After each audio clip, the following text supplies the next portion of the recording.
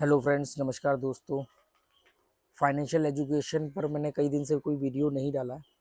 आज मैं एक इम्पॉर्टेंट आपको सजेशन देना चाहता हूँ या आपका ध्यान आकर्षित करना चाहता हूँ इस मुद्दे पर।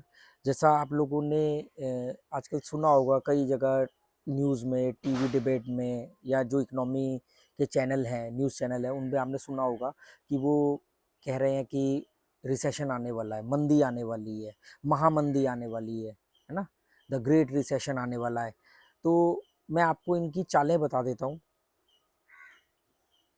और आपको क्या करना चाहिए ये भी बताऊंगा मैं इस वीडियो में। तो सबसे पहले एक बात को समझना, जब भी सरकार या सरकार के कहने पर या सरकारी मीडिया या सरकार के आदेश पर कुछ लोग इस बात को डिक्लेयर करते हैं, या लोग अपने अनुभव से भी डिक्लेयर करते हैं कि मंदी आने वाली है, मंदी आने वाली है, रिसेशन आने वाला है, तो मैं आपको एक चीज़ बताऊं, रिसेशन आने वाला नहीं होता है। उस समय रिसेशन चल रहा होता है, उस समय रिसेशन चल रहा होता है। उस चलने के आभास से वो ये पता लगाता है कि रिसेशन आने वाला है, या फील करते हैं। और आप सोचते हो कि अभी तो और ख़राब वक्त आने वाला है, और ख़राब वक्त आने वाला है, और इस चक्कर में आप करंट वक्त को कहते हो कि ये तो फिर भी कट रहा है, आने वाला तो और ख़राब टाइम होता है। तो आपका करंट पर ध्यान हट करके फ्यूचर के डर की तरफ चले जाता है। तो जब भी ये लोग ऐसा कहते हैं कि भी रिसेशन आने वाला है, तो समझ लेना कि रिसेशन आने नहीं वाला है, रिसेशन चल रहा है। तो जैसे अभी लोग ये कह रहे हैं कि मंदी आने वाली है, महामंदी आने वाली है, रिसेशन आने वाला है, तो रिसेशन चल रहा है इस समय, ये बात समझ लो आप। फिर क्या होगा, आने वाले दिनों में ये कहेंगे कि देखो अब तो हमारी इकोनॉमी ठीक हो गई है। तो आपको कोई देखो हमारी गवर्नमेंट या हमारा सब अर्थव्यवस्था इतनी बढ़िया थी, हमने तो रिसेशन पता ही नहीं चला। आपने को रिसेशन कह के कि आने वाला करके कटवा दिया, रिसेशन आपने निकाल दिया। रिसेशन की पहचान क्या, सबसे पहले तो महंगाई बहुत बढ़ती है, बहुत ज़्यादा दिक्कत होती है। रिसेशन का मतलब मैं उसके ऊपर नहीं बात करना चाहता, टॉपिक हट जाएगा। तो जैसे बारिश होती है और बाढ़ आती है, तो जब बारिश होती है, डोडो परेशान करता है जब भी मैं वीडियो बनाता हूँ। जब बारिश होती है तो बाढ़ नहीं आती है, बारिश होती रहती है, बारिश होने का पानी इकट्ठा होता है या निकलने का रास्ता कम और आने का ज़्यादा होता है, जब वो स्टोर होने लगता है तब बाढ़ आती है। मतलब ऐसा नहीं कि बारिश हुई और बाढ़ आ गई, बारिश हुई और बाढ़ आ गई, पर जब बारिश हो रही होती है तो वो बाढ़ की ही तरफ बढ़ रहा होता है। तो इस समय जो वो कह रहे हैं ना कि रिसेशन आने वाला है, रिसेशन चल रहा है, अब इसमें करना क्या चाहिए आप लोगों को। तो देखो इस समय ना सबसे एक सही सजेशन है, रिसेशन आपका बाल भी बाका नहीं कर पाएगा, आपको सिर्फ न्यूनतमवादी बनना होगा। जब भी रिसेशन आ रहा है, महंगाई दर आ रही है, या अपने जीवन में कोई भी आपको ऐसा लगता है खराब वक्त आ रहा है, आप न्यूनतमवादी बन जाओ, आपका बाल भी बाका नहीं होगा। न्यूनतमवादी जिनको नहीं समझ में आ रहा है उनको इंग्लिश में मैं बता दूं, मिनिमालिस्टिक बोलते हैं, मिनिमालिस्टिक, मिनिमलिज्म, न्यूनतमवादी, न्यूनतमवाद, मिनिमलिज्म न्यूनतमवाद, मिनिमलिस्टिक न्यूनतमवादी। तो आपको कोई दिक्कत नहीं है। न्यूनतमवादी का मतलब होता है अपनी लाइफ को मिनिमाइज करना, न्यूनतम स्तर पर जाकर जीना। मतलब कि जो जरूरत की चीजें हैं, आटा दाल चावल राशन फल फ्रूट ये सब तो खाएंगे, पर बर्गर पिज्ज़ा, होटल का खाना, ये खाना वो नहीं खाएंगे। खा सकते हैं, पैसा है, पर नहीं खाएंगे, क्योंकि हम न्यूनतमवादी बन के इस दौर को निकाल रहे हैं। तो एक तो आपका जाना रुक गया और वो पैसा स्टोर होने लगा, ठीक है।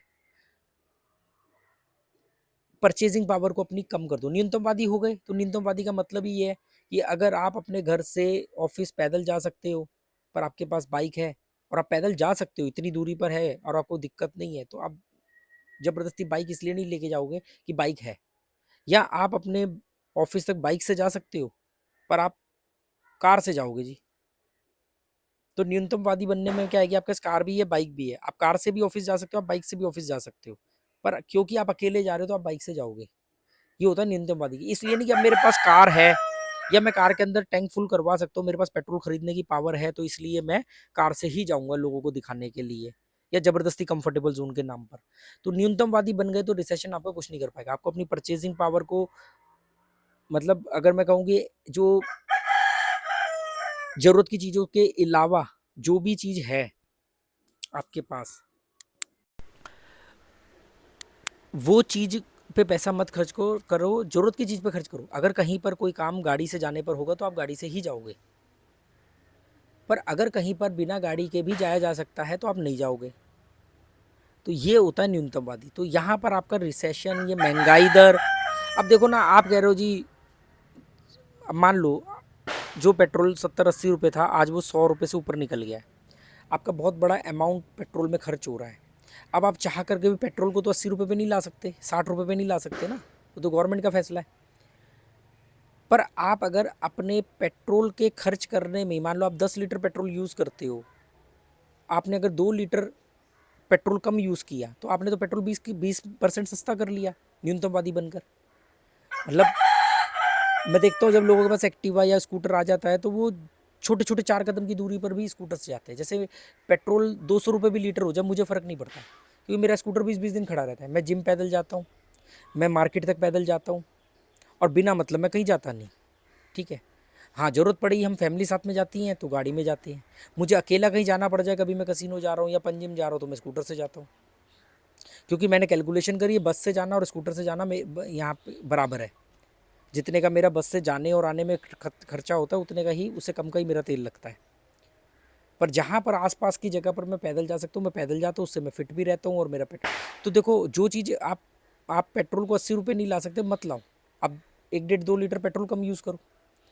ऐसे ही बहुत सारे जब खर्चे कम करोगे तो आपको रिसेशन से आराम से आप निकल जाओगे। ये रिसेशन चल रहा है, इस समय आपको मिनिमलिस्टिक होना पड़ेगा, न्यूनतमवादी बनना पड़ेगा, उन खर्चों को ही करना पड़ेगा जिन खर्चों की ज़रूरत है। ये बात ध्यान रख लेना। ये नहीं कि मैं ये नहीं कह रहा हूँ कि आपके पास, आपको कहीं गाड़ी से जाना है तो आप गाड़ी से नहीं जाओगे, ज़बरदस्ती आप पैदल जाओगे, नहीं। जो काम गाड़ी से होने वाला है वो गाड़ी से होगा, जो बाइक से होने वाला है वो बाइक से होगा, जो पैदल हो सकता है उसके लिए हम बाइक भी और गाड़ी भी यूज़ नहीं करेंगे। सुविधाओं के नाम पे, कंफर्टेबल जोन के नाम पर हम एक्स्ट्रा परचेजिंग नहीं करेंगे, हम बेमतलब की चीज़ें अपने घर में नहीं भरेंगे। अगर 4 जोड़ी कपड़ों से काम चल सकता है और कपड़े बहुत बढ़िया हैं तो हम सिर्फ इसलिए नहीं कपड़े खरीदेंगे कि वो कपड़ों का फैशन चले गया या लेटेस्ट चाहिए। ये जो लेटेस्ट वर्ल्ड है ना, इसको निकाल दो अपनी लाइफ से। ये लेटेस्ट क्या करता है, कंपनियों के पास अगले 10 साल तक के आने वाले बढ़िया फ़ोनों के मॉडल हैं।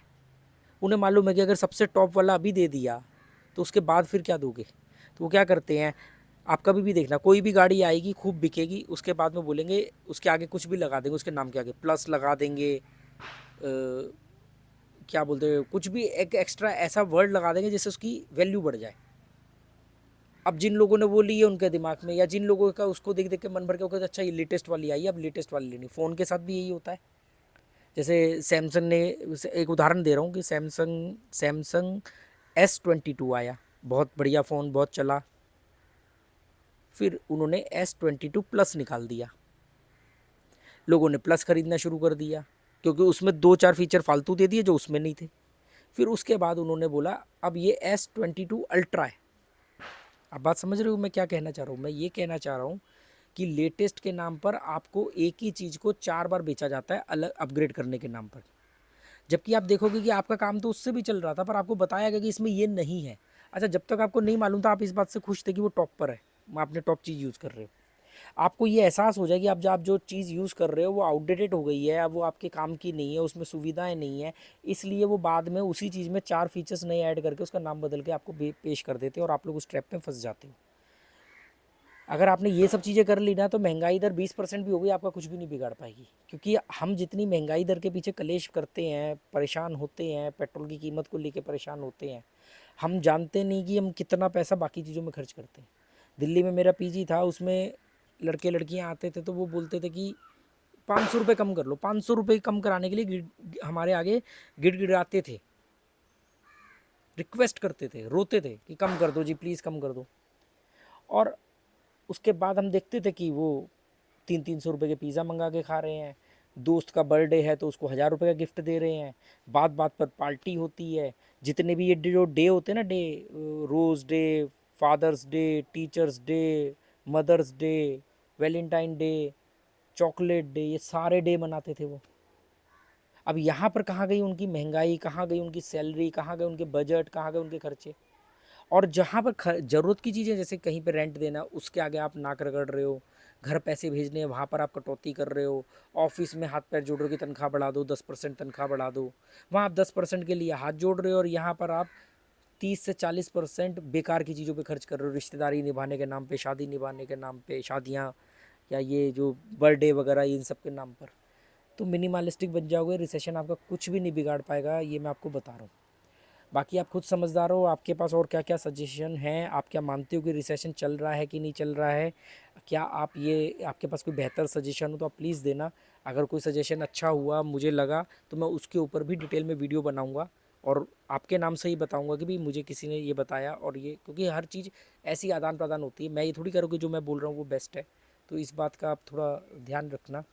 और ये मेरा अनुमान है कि रिसेशन चल रहा है और रिसेशन से बचने का जो तरीका है वो मिनिमलिस्टिक होना है, न्यूनतमवादी होना है। और चलो दोस्तों, उम्मीद करता हूँ ये वीडियो आपके काम का होगा। Okay, good bye, thank you.